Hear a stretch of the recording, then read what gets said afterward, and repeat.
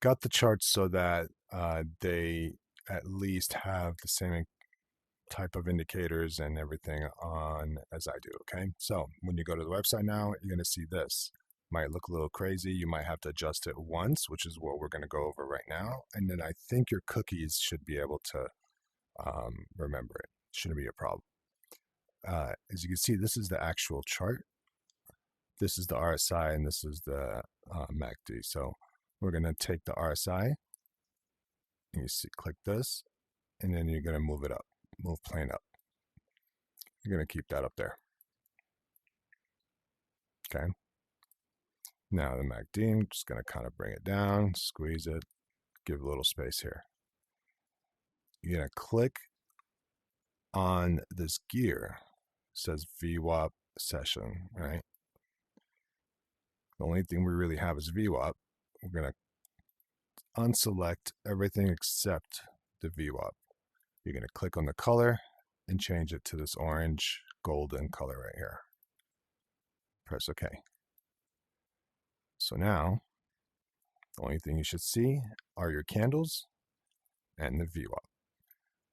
Underneath here is the volume, right? So it kind of gives you a relative view of the volume candle by candle.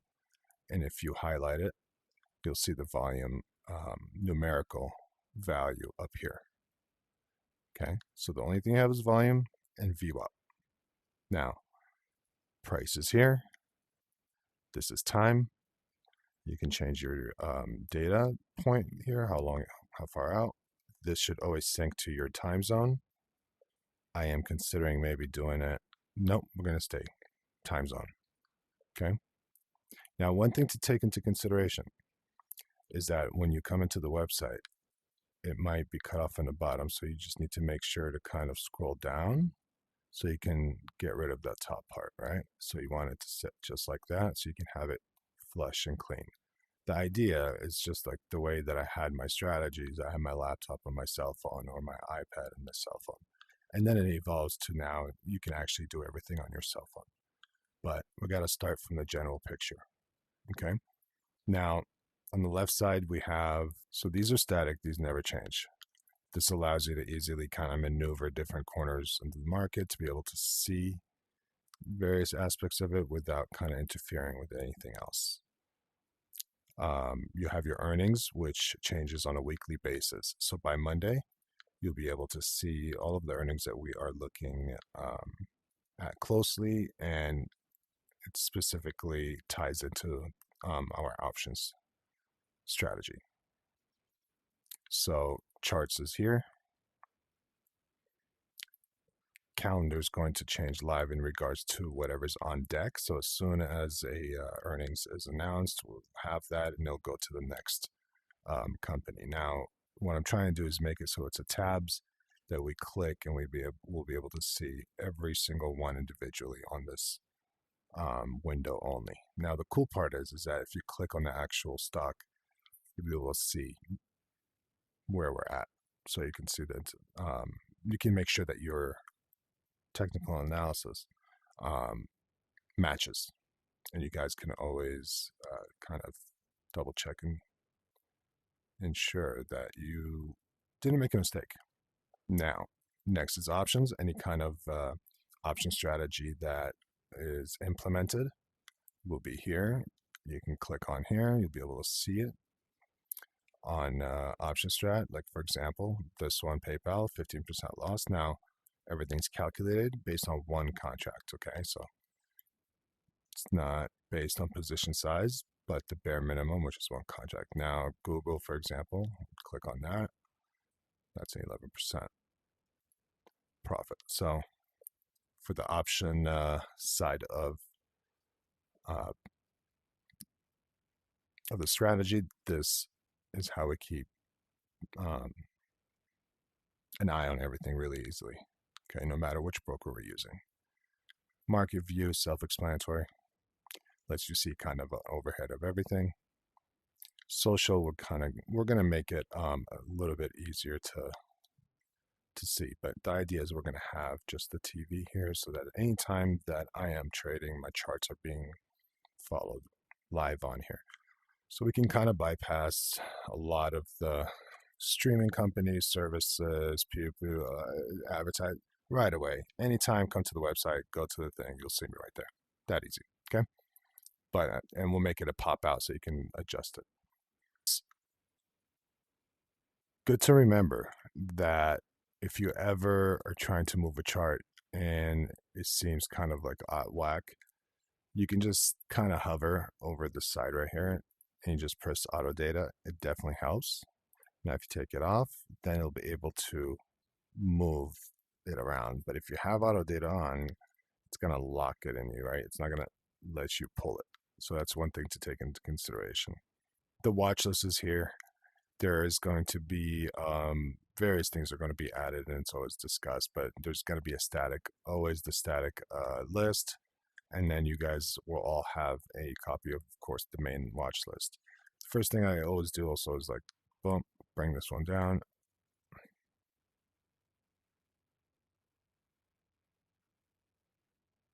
Bring it down like this. Here we go.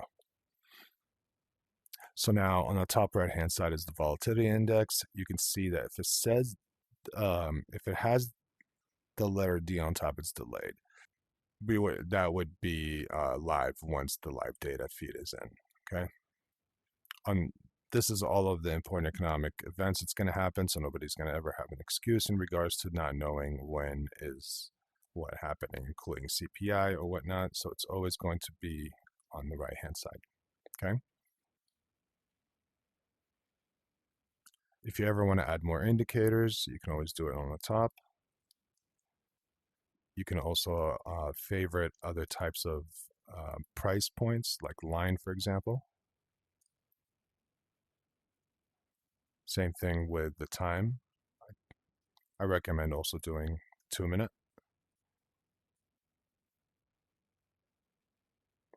4-hour. If you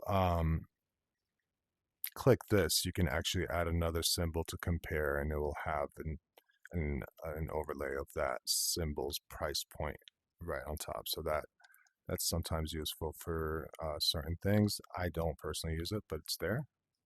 On the left-hand side is all the drawings. This is the art. So remember, indicators are pre-programmed systems that are constantly either measuring, they're measuring various things. Okay. On this side is all of the actual drawings that you yourself would enter into the chart. So the top is all the lines. You definitely want to make sure that you use Ray anytime you want to use some kind of trend line, just because it has an infinite point B. And then when it comes to the Fibonacci, definitely not what we use. So you need to ensure that you click on it, go to the gear, and you take out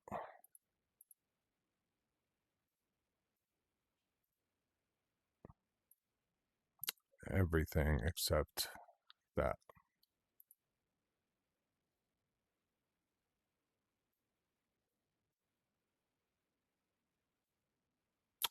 All right. And then you can do the colors in your own way and such, or you can just take the colors off. But once you click on a drawing tool that you can actually place on the chart, you see that how an auto toolbar pops up.